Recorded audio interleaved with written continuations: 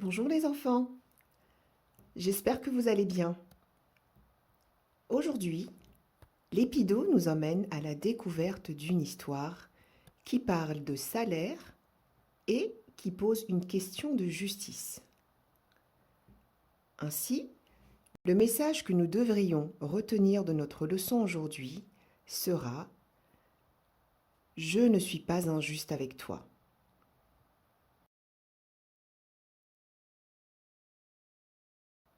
Mais avant de commencer, prions ensemble. Seigneur, nous sommes prêts à ouvrir la Bible et découvrir ce qu'elle peut nous dire de toi. Nous voulons faire le calme en nous et autour de nous pour bien entendre et bien comprendre. Aide-nous, Père. Et nous voulons aussi te prier et te confier tous nos proches. Nous voulons te dire merci parce que nous pouvons communiquer ensemble ici malgré tout. Bénis ce moment, Seigneur. Amen. Allez, êtes-vous prêts les enfants? C'est parti pour notre leçon. Notre texte se trouve dans l'Évangile de Matthieu, chapitre 20, versets 1 à 16. Il a également pour titre « Parabole des ouvriers de la 11e heure ». Je vais vous raconter cette histoire. Écoutez bien.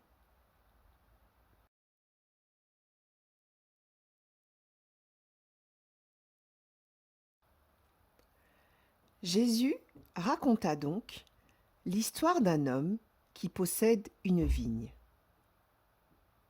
Ce propriétaire sortit sur la place à 6 heures du matin afin d'engager des ouvriers pour travailler dans sa vigne.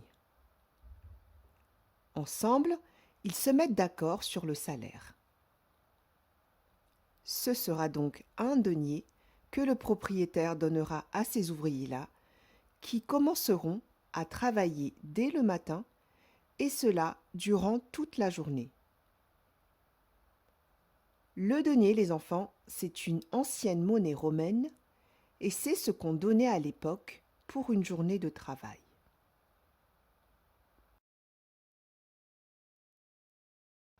Le propriétaire sortit de nouveau sur la place à 9 heures du matin.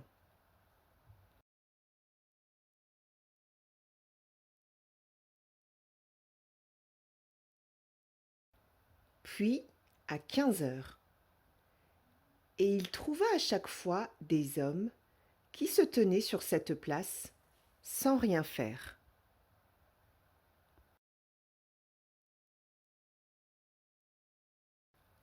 Alors, il les envoie également à sa vigne en leur promettant un juste salaire.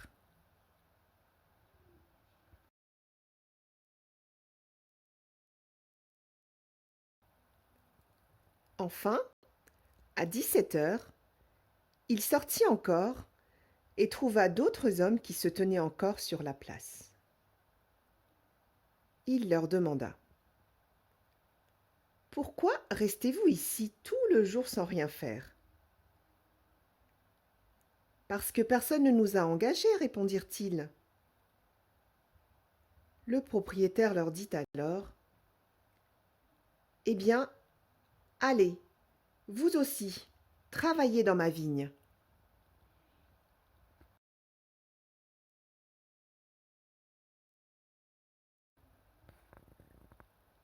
Puis, à 18 heures, c'est-à-dire à peine 1 heure après cela, le propriétaire dit à son intendant: « Appelle les ouvriers et paie à chacun son salaire. Tu commenceras par les derniers engagés et tu termineras par les premiers engagés. »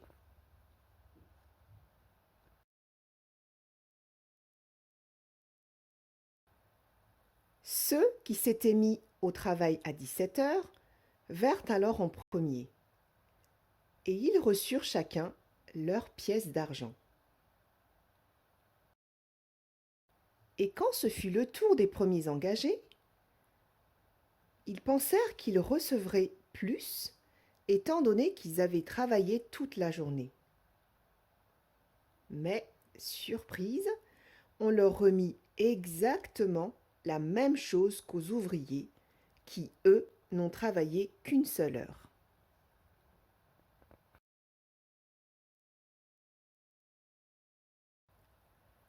Ils se mirent alors à critiquer le propriétaire et lui disaient: Ces ouvriers engagés en dernier n'ont travaillé qu'une heure, et tu les as payés comme nous, qui avons supporté la fatigue d'une journée entière de travail sous le soleil brûlant.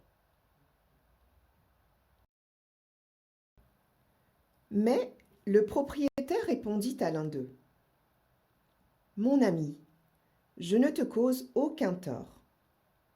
Tu as convenu avec moi de travailler pour une pièce d'argent par jour, n'est-ce pas?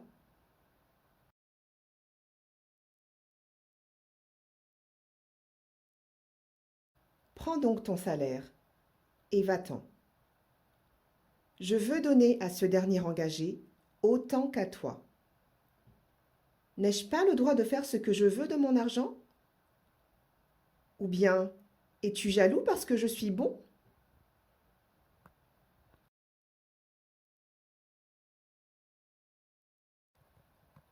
Et Jésus termina son histoire en disant: Ceux qui sont les derniers seront les premiers, et ceux qui sont les premiers seront les derniers. C'est quand même une drôle de parabole, les enfants. Vous ne trouvez pas? En tout cas, si on peut résumer l'histoire, nous pouvons dire que le propriétaire a donné le même salaire à tout le monde, peu importe combien d'heures chacun a travaillé. Les ouvriers qui ont travaillé plus que les autres ont du coup trouvé cela très injuste. Les enfants, je le répète, mais je sais que vous savez déjà maintenant qu'une parabole, c'est une histoire de la vie ordinaire qui vise à illustrer une idée forte. Donc, lorsque Jésus raconte une parabole, c'est toujours pour nous dire quelque chose d'important sur Dieu et sur notre vie avec lui et avec nos frères. Quel est donc le message que nous devons retenir de cette parabole?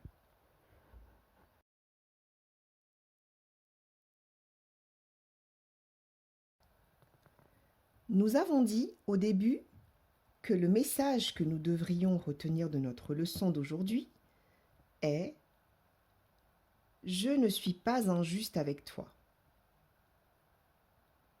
C'est quand même bizarre, alors que l'histoire justement a l'air de raconter une situation tout à fait injuste. Vous ne trouvez pas? Essayons donc de démontrer que Dieu n'est pas injuste, car il ne réfléchit pas comme nous. Justement, dans la parabole, Dieu est représenté par le maître de la vigne. Je suis sûre que vous l'avez deviné, ça.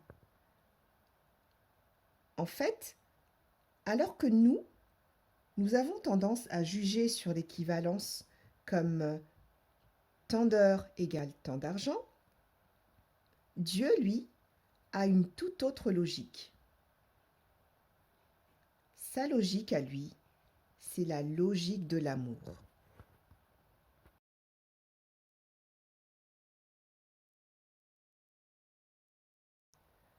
Par contre, il y a une condition pour avoir cet amour de Dieu. Il nous demande de nous mettre au travail. Ça veut dire qu'il nous appelle à vivre dans la foi de son Fils Jésus-Christ. Oui, chacun de nous, à différents moments de sa vie, est invité par Dieu à travailler pour lui, comme on a dit. Certains ont donc grandi dans cette foi dès leur plus jeune âge, alors que d'autres ont rejoint l'Église quand ils étaient un peu plus âgés. Si nous acceptons alors cette invitation, que gagne-t-on? Quel serait notre salaire?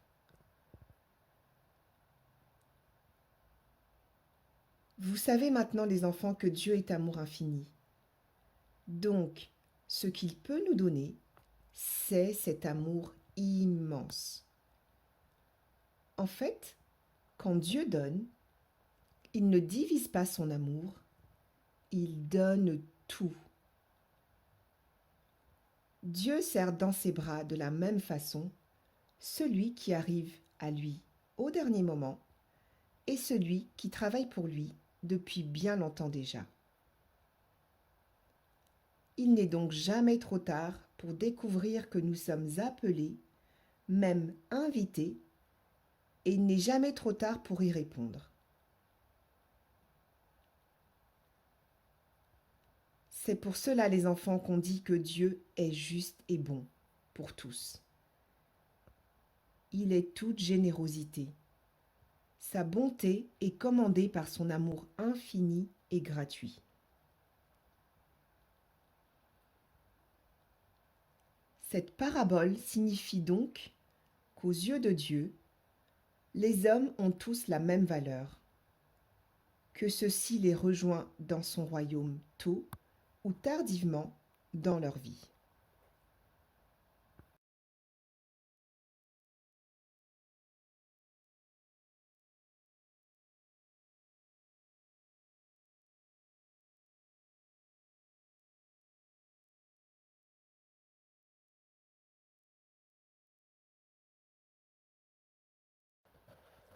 Alors les enfants, êtes-vous convaincus maintenant quand Dieu nous dit « Je ne suis pas injuste avec toi ». Venons donc à lui et terminons en chantant la chanson « Cherchez d'abord le royaume de Dieu et sa justice ». Quant à moi, je vous dis à bientôt et j'espère que cette leçon vous a appris encore un peu plus sur Dieu.